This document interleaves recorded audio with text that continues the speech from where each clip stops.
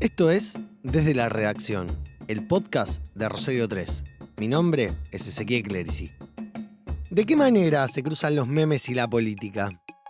¿Cómo aparentes piezas de comunicación digital rudimentarias logran rebasar foros de nicho y convertirse en temas de discusión pública? ¿Y por qué quienes mejor las explotan son las nuevas derechas? Juan Rocco es escritor y periodista y desde hace años rastrea, piensa y analiza el fenómeno meme y su impacto en la sociedad. A partir de su último libro, La democracia en peligro, un ensayo sobre memes, charlamos sobre su conversión en arma discursiva para tratar de entender por qué los movimientos iliberales parecen llevar la delantera frente a los progresismos.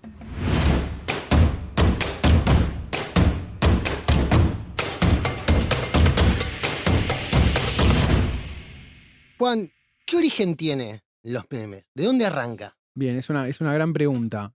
Los memes empiezan básicamente como una expresión de una subcultura de internet que es la cultura forera, ¿viste? La cultura de los foros.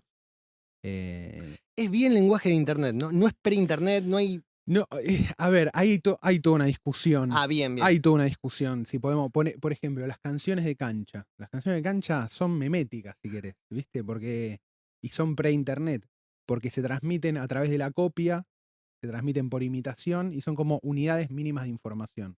Si querés, reponemos brevemente esa idea como originaria. En 1976, Richard Dawkins publica un libro que se llama El gen egoísta, y él, como el tipo era un darwinista ortodoxo, por decirlo de alguna manera, y quería lograr explicar la cultura también a partir de la teoría de la evolución, no solamente la biología. Entonces él propone que a la forma del gen, o sea, como una especie de hermano gemelo del gen, existía una unidad mínima de información que se transmitía a través justamente de la copia y de la imitación, ¿no? Que vendría a ser lo que él bautiza como meme. Ok. Exactamente.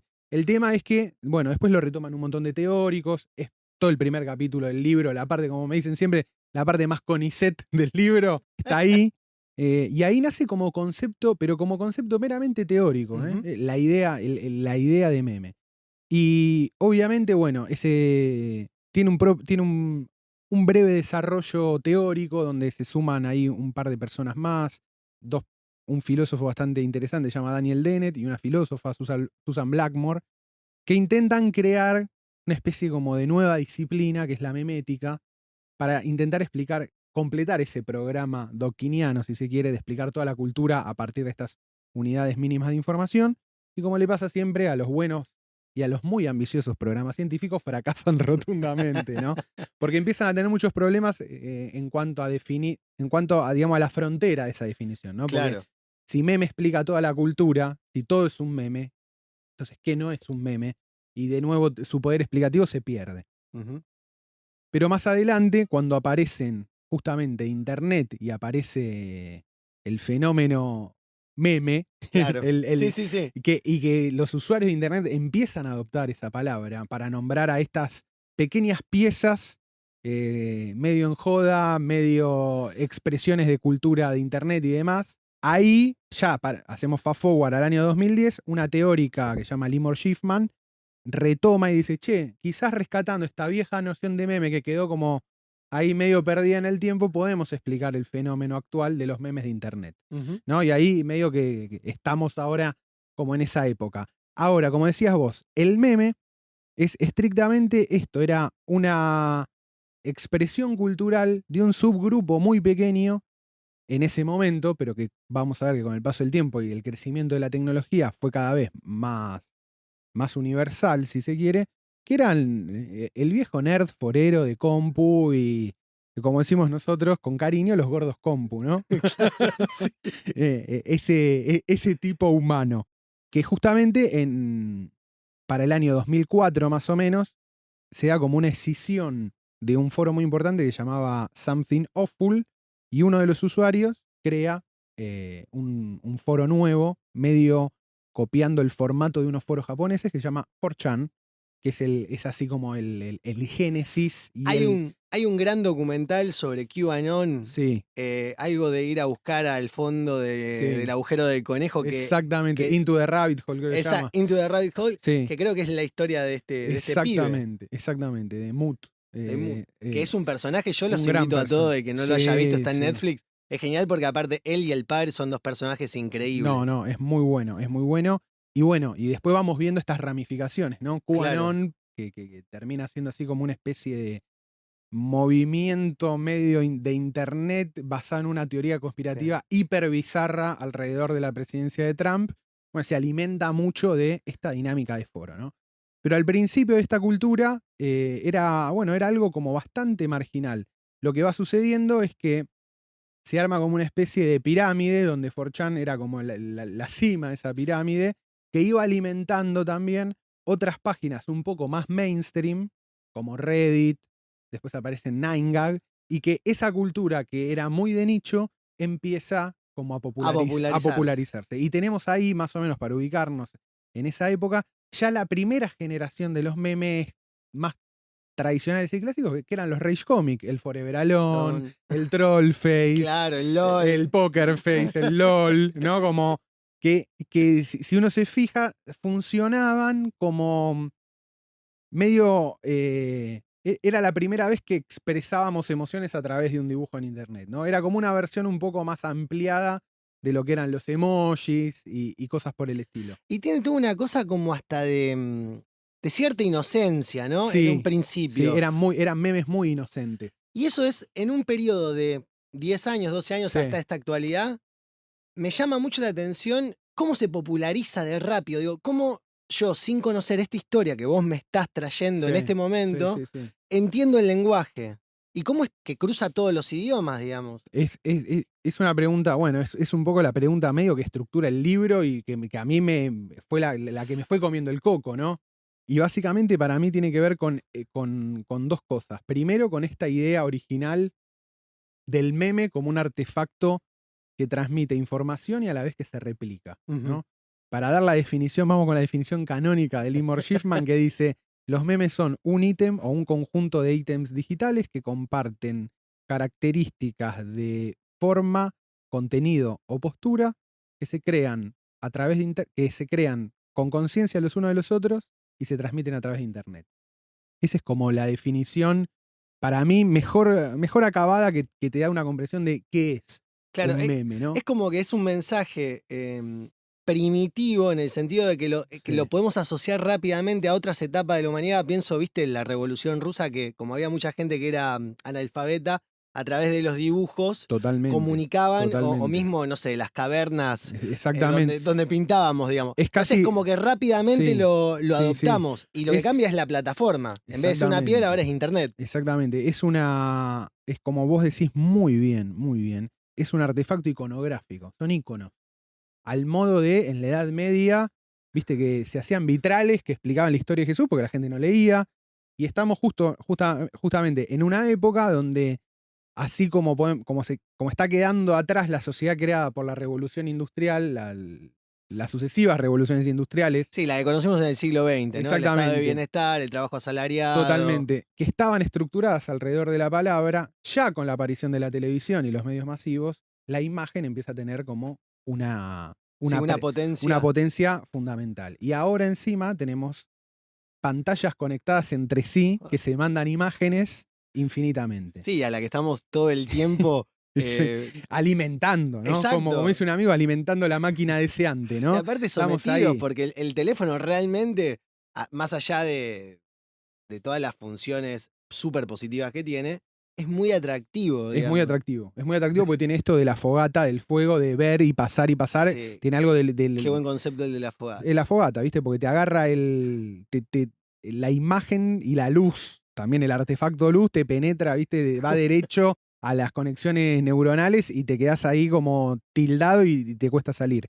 Y por otro lado, lo que tiene es que las dinámicas propias del foro, en 4chan, para que tengamos una idea de cómo funcionaba, era como una página principal, una front page con diferentes subforos, pero en las cuales en cada una de las páginas, o sea, en cada uno de los subforos, el contenido que se ubica en la home, compite todo el tiempo por la atención de sus usuarios. ¿Por qué? Porque se borra, no se archiva, no es como una página de Wikipedia que la podés navegar 10 años después de que fue Claro. creada. Y que No hay archivo. no hay archivo, es un eterno presente, Claro. donde todo el tiempo los posts más vistos y más con mayor interacción son los que sobreviven. Entonces, los memes que aparecen ahí vienen de sobrevivir a esta canibalización.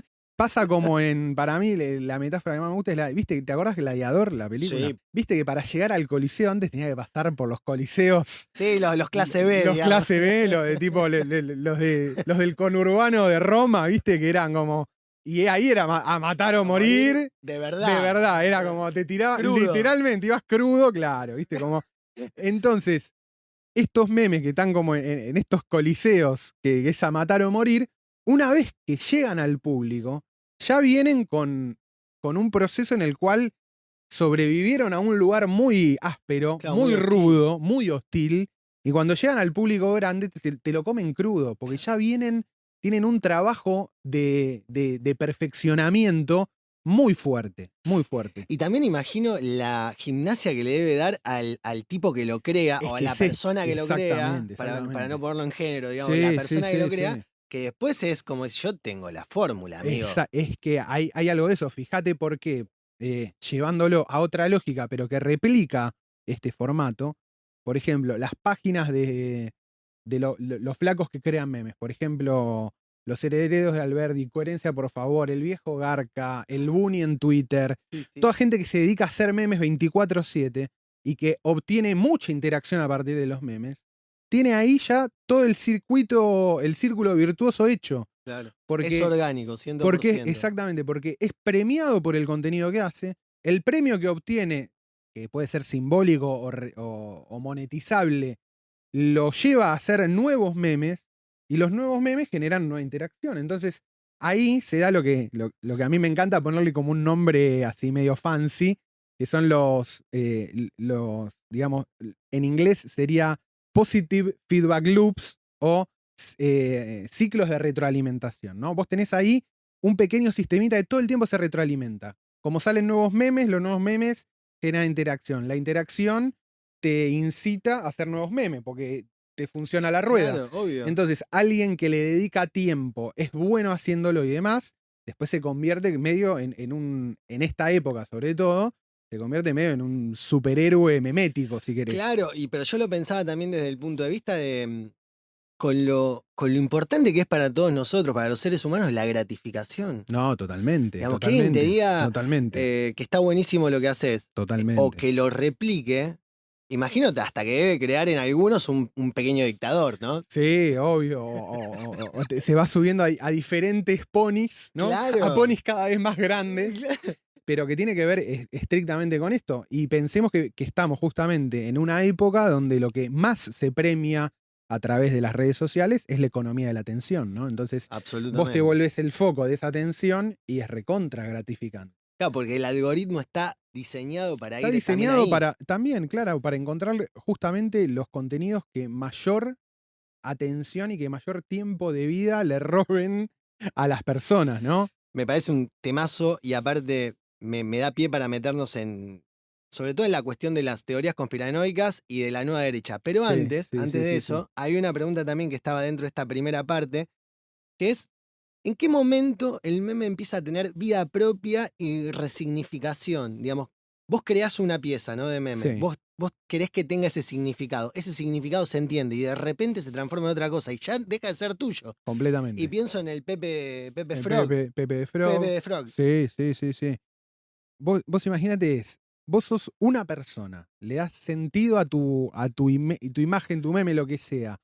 Cuando eso entra en la autopista de internet, ya pertenece a 3.000 millones, 5.000 millones de Claro. personas que lo van a toquetear y llevar para el lado Sí. que sea. Nunca mejor aplicado el soltar, ¿no, hermano? Es literal, vos lo tirás ahí, es como una botella al mar, ¿viste? Pero encima ahora literalmente es eso, es a una autopista, lo soltás en la autopista de la información y ahí el monstruo lo agarra y lo reconvierte en lo que sea. De hecho, lo que sucede, o lo que a mí me gusta medir es que como a medida que un meme se vuelve más popular, su sentido original más se va perdiendo. Y cuanto más vacío de sentido original está, más chance tiene de infectar a la mayor cantidad de gente Claro. posible. Porque ya no hay barreras, el significado de alguna manera, o esto que decías vos, la contextualidad, el tema de tener que entender el material de base para entender a los memes y demás, cuando todo eso se pierde y se borra, más chance tiene de llegar a las personas porque ya no tienen que reponer nada.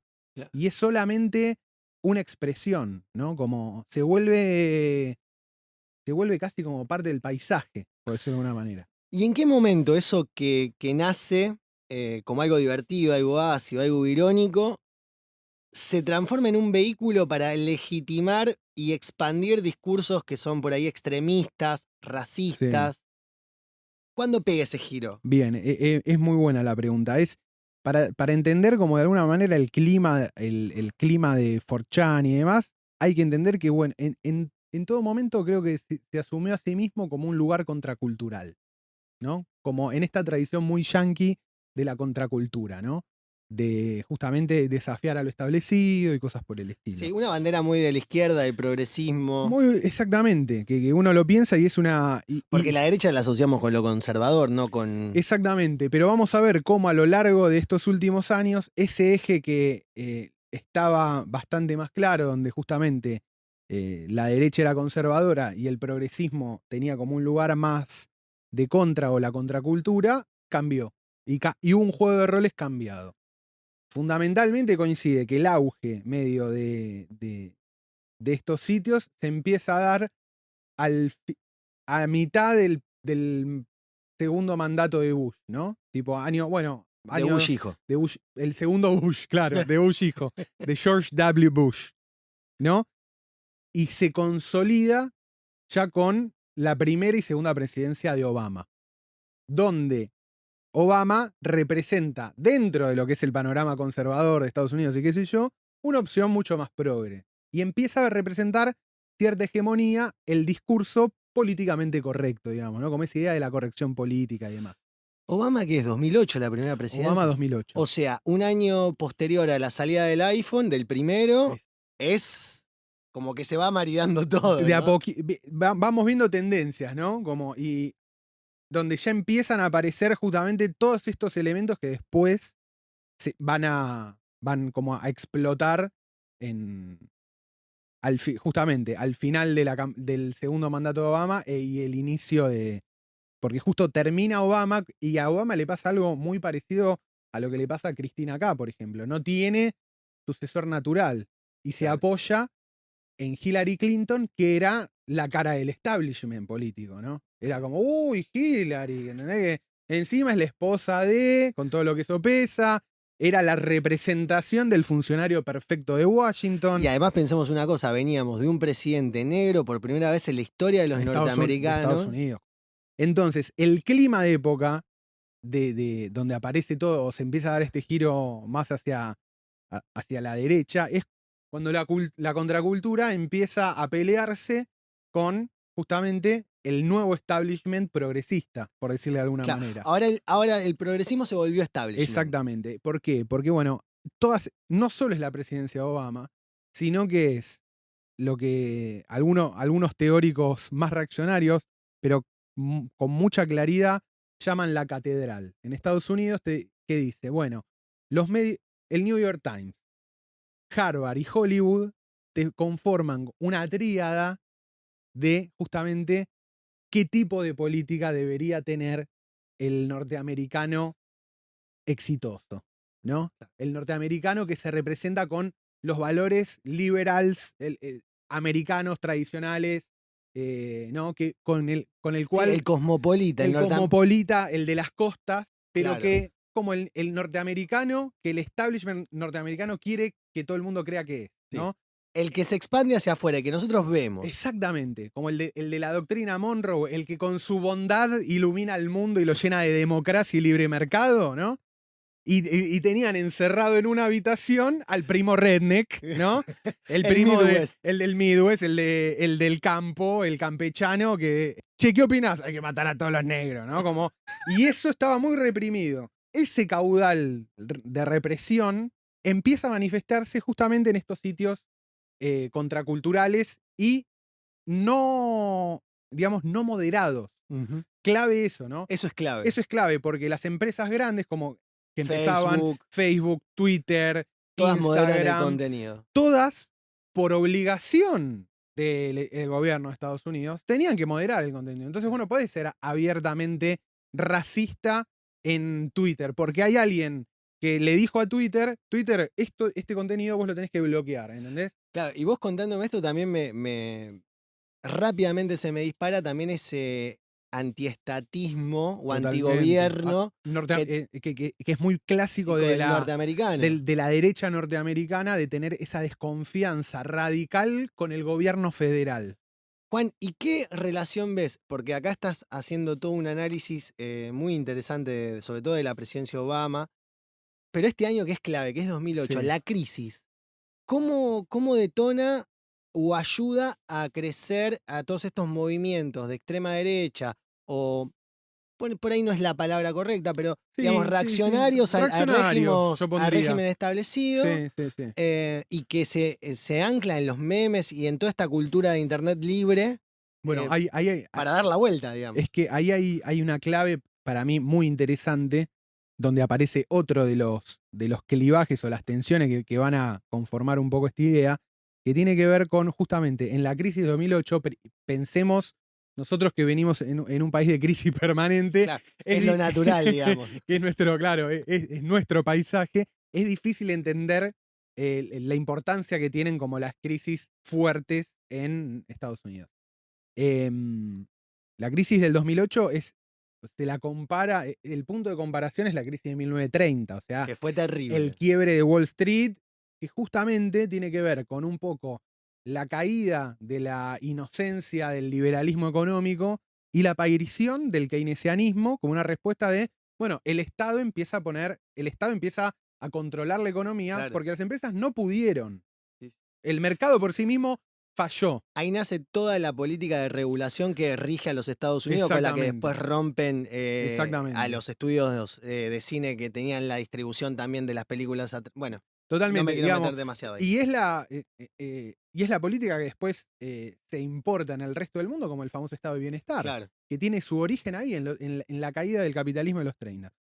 2008 quiebra grandes instituciones financieras del mundo y otras quedan al borde de knockout, y el gobierno de Estados Unidos, y encima acá le toca la difícil tarea a un gobierno progresista, progre, digámosle. Sí, para los estándares de los norteamericanos. Para estándares de los Estados Unidos, claro, era como casi un gobierno de izquierda, ¿no? El socialista Obama salva a los bancos. Y genera la frase, o su gobierno, se genera esta frase de too big to fail, ¿no? Como es tan grande el sistema bancario que si dejamos que las fuerzas del mercado actúen y efectivamente se quiebren y se fundan todo lo que se tiene que fundir, se cae Estados Unidos. Entonces tenemos que salvar a las instituciones bancarias. En este nuevo clivaje tenés a un presidente progre salvando a los bancos y dejando en culo al ciudadano común. Entonces, de nuevo, ¿qué ve el ciudadano común?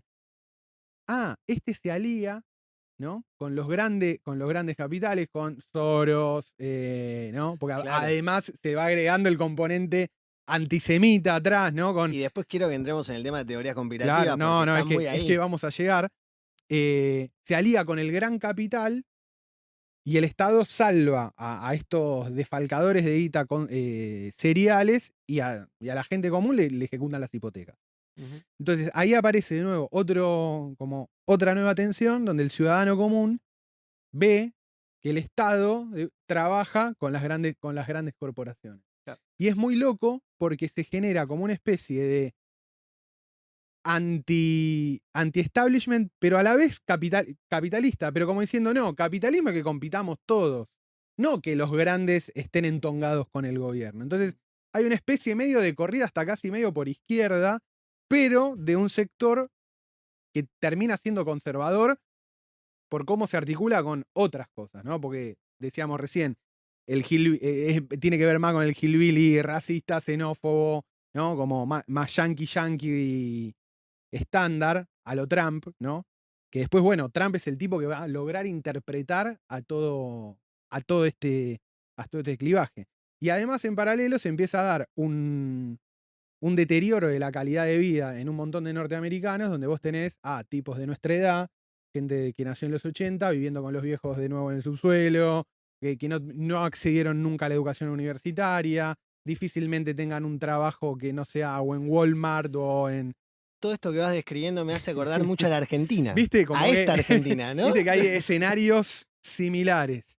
De hecho, el nombre que ellos mismos se dan, que es NEET, que es Not Employment Either, neither Study, una cosa así. Pero básicamente es la idea de ni estudio ni trabajo, ¿no? Como, y ese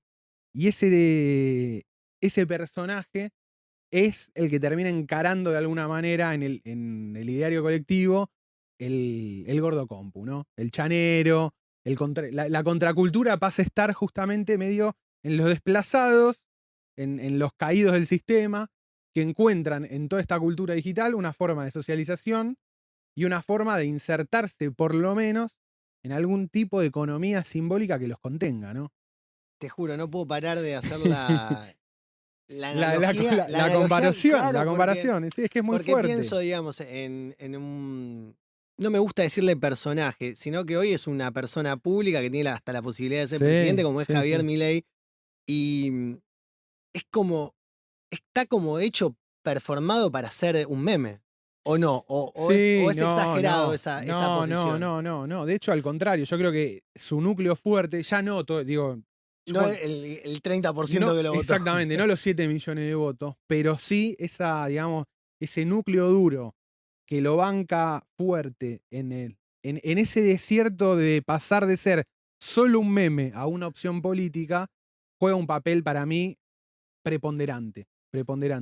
Y ese núcleo duro sí está constituido por varones jóvenes que encuentran en Milei una expresión de su frustración con la Argentina de la crisis permanente, que podemos hacer si queremos, nos ponemos medio guacho, hacemos de 2012 a 2023, o sea, segunda presidencia de Cristina, donde ya empiezan las variables económicas. Exacto. El modelo se empieza a agotar. Se agota el modelo, no hay más superávit primario, se caen los superávit gemelos. Para mí la clave es, se caen los superávit gemelos, aparece el cepo como la solución a la restricción. A la falta de dólares. A la falta de dólares, a lo que se llama la restricción externa, y ahí se configura este escenario de sucesivas de correr la coneja, ¿no? Sucesivas devaluaciones para empatar y qué sé yo, y siempre el poder adquisitivo yendo para abajo. Bueno, ahí ese escenario, que ya va a durar 11 años, sí. En un montón de pibes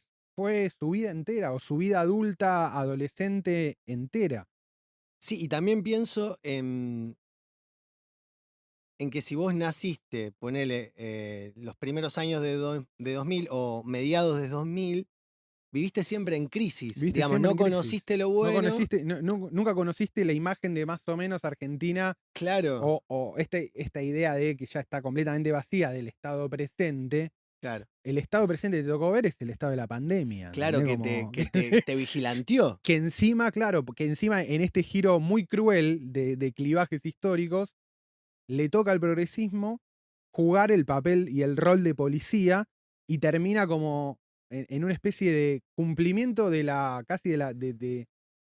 profecía paranoica que tenía la derecha respecto de lo que iba a hacer el Estado, ¿no? Como, no, el Estado es policía, te cuida, es 1984, y vos decís, muchachos, dale, es Argentina, el Estado más ineficiente y poco policial del mundo. No, y aparte me encuentro yo con mucha gente que vive afuera, y todos me dicen, este es el país más libre en el que viví en mi vida.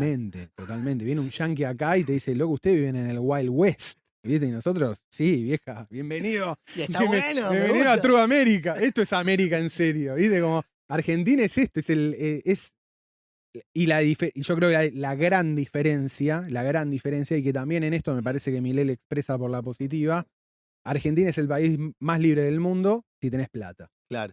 Si tenés plata en Argentina, haces lo que querés. Pero no me refiero a tener mucha plata. Me refiero a tu casa. O sea, imagínate si tenés tu casa, o sea, tenés tu alquiler garantizado, tenés tu auto y comés asado 2 veces por mes. Soy Gardel. sos Gardel. Literalmente en Soy Argentina, Gardel. sos Gardel.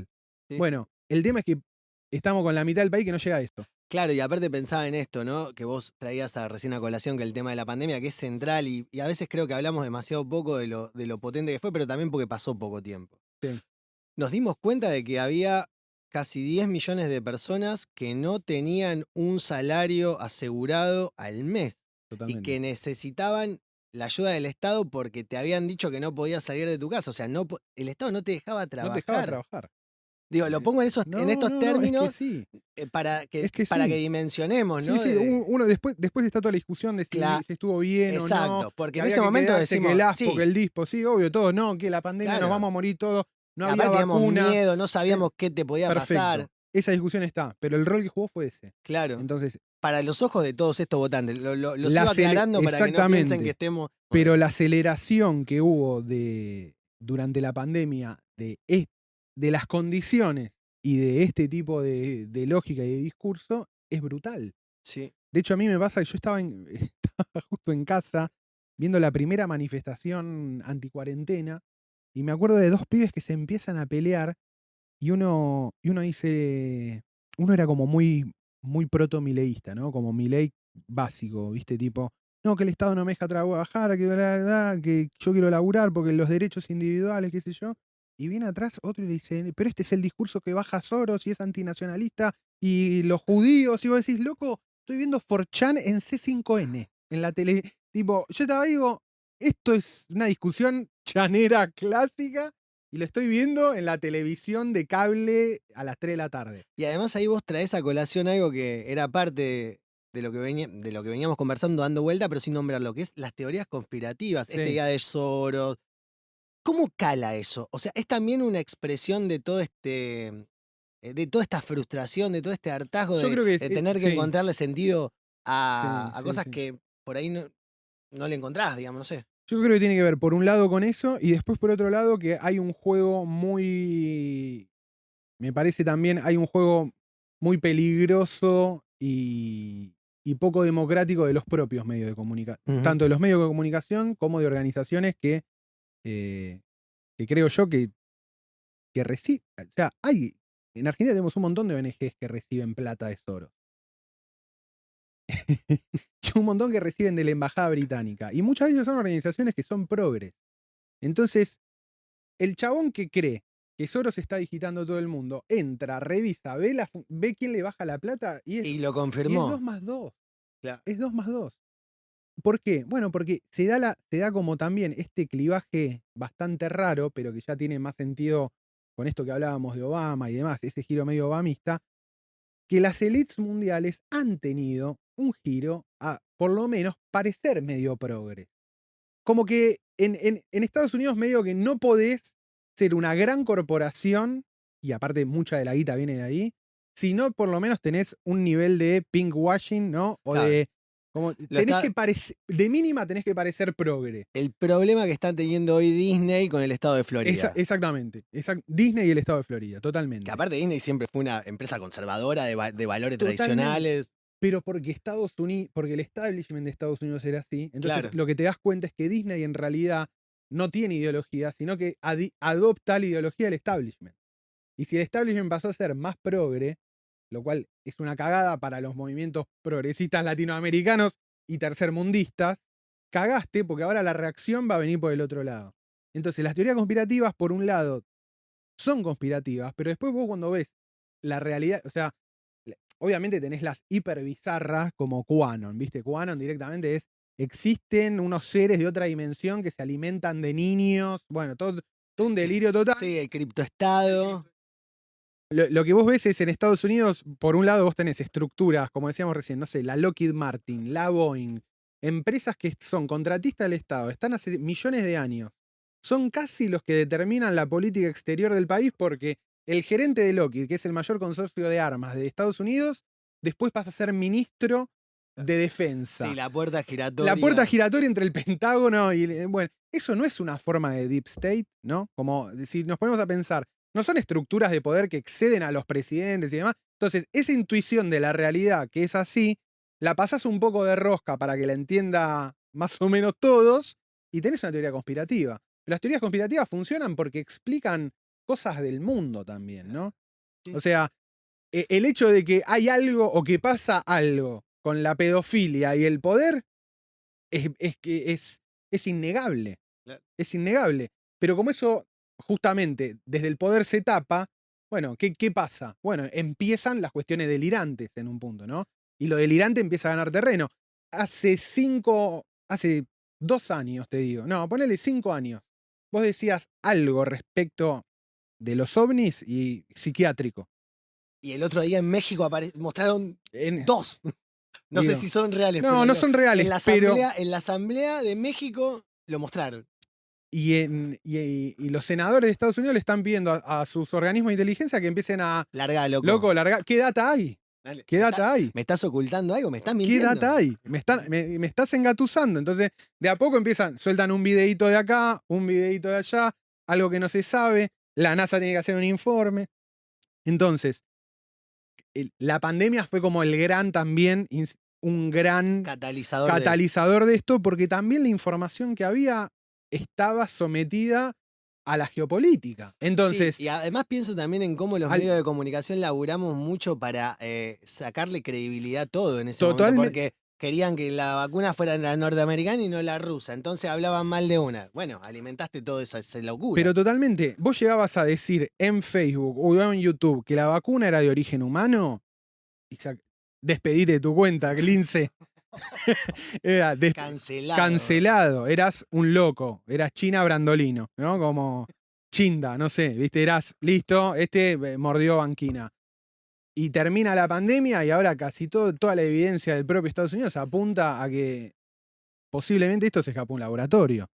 Entonces, ese juego donde los medios te psicopatean y el establishment te psicopatea y te dicen, no, que sos un conspiranoico, qué sé yo y demás. Y después a los 2 años ves que había una parte de realidad en eso, también refuerza la idea de que en las conspiraciones hay explicaciones válidas. Sí, sí, es que algo de verdad tiene que haber en la conspiración. Totalmente. Una parte. Que en realidad para mí lo que tiene que ver es que la teoría conspirativa es como un lugar donde vos, persona, podés explorar ideas que en tu momento o en el momento histórico en el que están censuradas por quienes detentan la palabra en ese momento, ¿no? Y ¿entendés? Entonces, todas esas vueltas y todos esos manejos que tienen que ver con cómo se maneja el poder, cómo se maneja el establishment y demás, para la gente común, son fuente de un montón de cosas, ¿entendés? Claro. Entonces, porque, digo, esto, ¿no? El foro Yao Yao, ¿qué pasa en el foro Yao Yao? Yo mañana me meto en un foro y empiezo a decir anónimamente que en el foro Yao Yao se comen niños crudos y lo repito sistemáticamente y en 5 años hay gente que cree que en el foro Yao Yao se comen niños. Están todos los elementos, ¿no? Son los hombres más poderosos del país, solo entran, qué sé yo. Van a un lugar aislado, en invierno, en Argentina, donde había nazis. Te armo todo. Entonces, la teoría conspirativa, ¿qué hace? Agarra partes de la realidad y arma, bueno, un relato que de alguna manera weaponiza, convierte como en un arma eso para ejercer cierta influencia. Y ahora me quiero meter en la campaña, porque va también muy relacionado con esto. El otro día leía una nota de Gabriela Pepe en Letra P sobre la campaña digital que estaba pensando el peronismo de acá en adelante para mejorar las chances que tiene Massa. Sí. Y lo primero que se me ocurrió decir es, recién se dieron cuenta.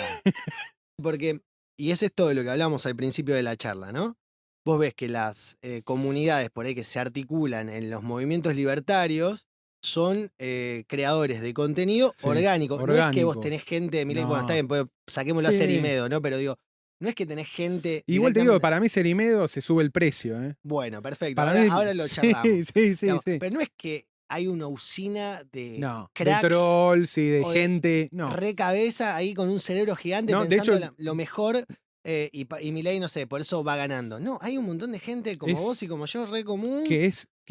Y volvemos al inicio de por qué funciona, justamente porque al ser orgánico está sometido al escrutinio caníbal, que ahora la lógica de 4chan es la lógica de las redes, y que vienen hace 6 años entrenando y preparando este momento, ¿entendés? Y que vienen hace 6 años construyendo en realidad sus audiencias y las influencias de sus audiencias. Entonces también a la vez es muy naif y también habla de la desorientación de creer que en 60 días vas a igualar esa capacidad. O que es algo que juntamos a dos y lo armamos, ¿viste? Y ahí te quiero preguntar otra cosa, que es, ¿qué le pasó a Juntos por el Cambio? Porque realmente demostró en el año 2015, ellos copian mucho la campaña de Obama, ¿no? El 10 Weekend, el 10 sí se Weekend, puede. exactamente. Y la lógica del timbreo era parte de cómo estructuraba los equipos de campaña de Obama, del ir casa por casa, porque sabían que había alguien que podían dar vuelta ahí por Facebook. Totalmente. Era esa lógica. Sí, sí, sí. Ahora, ¿qué les pasó para que en esta campaña no encontrasen el norte? ¿Es una cuestión solamente de que se agotó esta idea de la grieta de kirchnerismo malo, malo, malo, malo, malo, malo, Cristina mala, mala, mala, mala, mala? ¿O no están tampoco entendiendo bien por dónde está yendo el tema? Yo creo que son un poco los dos, me parece que son un poco los dos factores. Por un lado, Cambiemos vino a ser obamismo cuando Obama estaba, ¿no? Y en su momento habían apostado que ganaba Hillary. El escenario para ellos mundial era gana Hillary Sí, y aparece sí. Trump. Y después Macri reacomoda Porque nosotros éramos amigos. con yo lo mucha, conocí en con Nueva la York. habilidad de lo personal, Sí, ¿viste? muy Como habilidoso en muy eso. habilidoso, pero su fuerza política ni en pedo era trumpista. Claro, era progresista Era neoliberal, digamos. exactamente, progresismo neoliberal, totalmente. Entonces ya ahí empieza a haber una tensión que se manifiesta más adelante en la discusión Palomas Halcones de las dos alas, que en realidad termina como en esta autocrítica que hace Cambiemos de fuimos muy graduales, teníamos que ir a fondo. No fuimos al hueso. No fuimos al hueso, exactamente, como que nos perdimos y no fuimos al hueso. Pero ahora, por otro lado, apareció un chabón que va a ir más al hueso, que quiere ir más al hueso que vos, y a la vez, Juntos por el Cambio tuvo una gestión pésima. Claro. Entonces, su discurso antikirchnerista funcionó muy bien, pero toda esa... No tuvo resultados económicos, digamos. Exactamente. La falta de resultados económicos creo que a su base también la traumó bastante y permitió esta salida por, digamos, como esta fuga por derecha, ¿no? Donde, sí, está bien, no fuiste al hueso, pero estábamos diciendo desde el inicio que tenías que ir al hueso, no nos hiciste caso, quisiste hacer obamismo, te salió como el orto, te pusiste de sombrero al país y encima volvieron los monstruos, que volvieron los peronistas, ¿viste? Que para Cambiemos era, no, vamos a tener 8 años de gobierno. Sí, 20 años. 20 años, somos la nueva hegemonía, somos tipo el capitalismo de ojos azules. Sí. La derecha democrática. La derecha, exactamente. Que pobrecito le pegaron un montón por una nota que encima está buenísima. Pero bueno, también esto tiene que ver con parte de, creo yo, de lo difícil que es hacer autocrítica adentro del peronismo, porque tiene un mecanismo de ajusticiamiento contra los que se corren y se animan a decir cosas que no van con la línea oficial del partido. Lo acabamos de ver con Kicillof y Máximo Kirchner. Bueno, ¿no? Es como, ahora la pregunta es cuánto margen queda para hacer estalinismo, ¿no? Como en el buen sentido. O por lo menos Stalin estaba en el poder. En este caso, Axel es el que gobierna y Máximo la mira por televisión, ¿no? Sí, como todo bien. Pero, en esta cosa de... Pero esa cosa, viste, como de dueño, ¿no? Somos el dueño de la marca, Exacto. somos... Exactamente. Me quedan 2 temas que me encantaría que podamos charlar un ratito más antes de despedirte. Si tuvieras que dividir las redes sociales de mayor a menor impacto para los memes, ¿cuál es tu ranking? ¿Cómo las ubicas? Yo creo que de ejercicio me parece que la principal creo que es Twitter, porque Bien. es donde Twitter permite algo medio chanesco, donde hay muchas idas y vueltas y donde se pueden crear muchos memes, y no solo crear, sino remixar. Es como un lugar donde hay mucha gente que habla meme, está alfabetizada en meme y puede hacer eso. Y me parece que en un segundo orden Instagram es donde los memes exitosos de Twitter llegan al estrellato, Claro, se consagran. Se vuelven populares. Se vuelven populares. Para gente que por ahí no la tiene tan clara. Exactamente. Me parece que un poco esa es la secuencia. Recién nombraste Twitter. Y después, después tenemos algunas redes mucho más marginales, donde todavía hay un poco ahí o algunas cosas nuevas que van también infectando a Twitter. Como el caso paradigmático de Argentina era Voxed, que era como una especie de chan nacional, que después se fue cayendo y ahora hay como clones que van muriendo y se van reinstalando. Y ahí hay bastante bastante anticipación también. Bastante anticipación. Te decía que recién nombraste a Twitter, como la pusiste como la primera, la más importante, ¿no? Y me gustaría tu opinión sobre qué cambios introdujo la compra de la compañía por parte de Elon Musk. Porque estamos todos medios puteando por el nuevo Sí, Twitter. sí. Para mí es medio una basura. Pero que tiene que ver con, me parece, con el intento de Musk de ser central en la red. Creo que descubrió, digamos, hay algo de lo personal. Descubrió que era quizás, después de Trump, la persona que más bola le daba a Twitter. Ujú. Y además dijo, che, yo me la puedo comprar. Por otro lado, se compró una base de datos interesantísima, planetaria. Y creo que también es muy inteligente y se dio cuenta que Twitter, al ser la red de los periodistas, los medios de comunicación y la política, su influencia en la esfera cognitiva global es importante. O Es tal vez importante. poder direccionar la influencia, ¿no? Y Yo algo, veo por cómo se está moviendo esta cuestión de las visualizaciones, la exactamente. cantidad de Twitter que podés ver Yo por creo que día. lo que está tratando de diseñar o rediseñar, de modificar, es justamente el loop de retroalimentación. Creo que quiere crear y está intentando crear, premiar a los que generan más o mejor, entre comillas, contenido en la red y castigar a los que no. En el medio de eso estamos todos los usuarios que por ahí no tenés ganas de ser la estrella del contenido en Sí, o Twitter. no tenés ganas de competir por ese primer lugar. Exactamente. Entonces me parece que por eso agregó el tema de a Twitter Blue, a los usuarios que tienen Twitter Blue, pagarles por el contenido, como para meterles una zanahoria y decir, bueno, tus interacciones van a tener un valor, entonces estás monetizando tu influencia.